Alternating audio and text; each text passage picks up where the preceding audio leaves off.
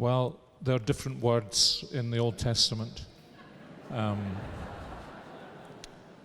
Most of us are familiar with the Greek term hamartia for sin, which conveys the idea of falling short of the mark. We are made for the glory of God, but what sin does is it causes us to fall short of the mark.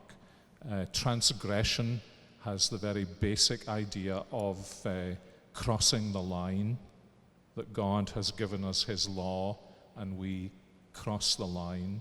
And iniquity has the sense, for example, in Psalm 51 of twistedness, that there is a twistedness in us as a consequence of these. And all of these words are different angles on one and the same reality of our disobedience to God, our againstness, our hatred, our diversion from him.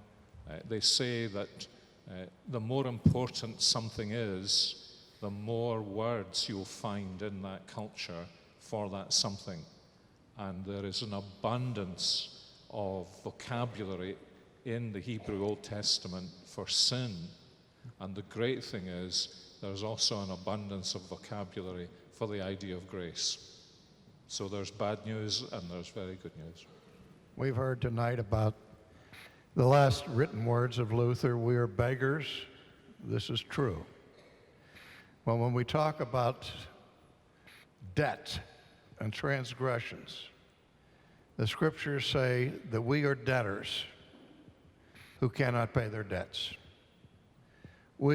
God, and God alone, has the absolute right to impose obligations to his creatures. And he has done that. He has said, you must do this, you must not do that.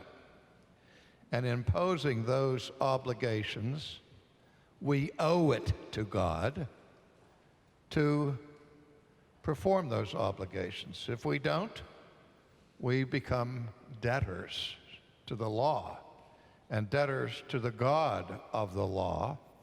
And the problem that we face, as we learn in the New Testament, is that we're debtors who can't file for chapter 11. There's no way we can pay the debt.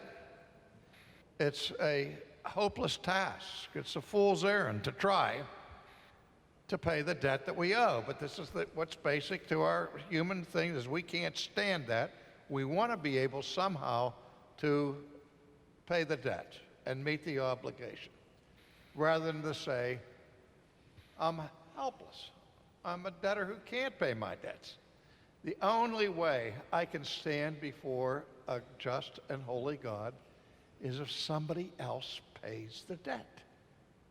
And the only one who has earned the right to pay somebody else's debt is the Son of God. And that's why we talk about justification through Christ alone, who alone has the merit to pay for us. He is the treasury of merit. Nothing could be added to or subtracted from that treasury that is in him.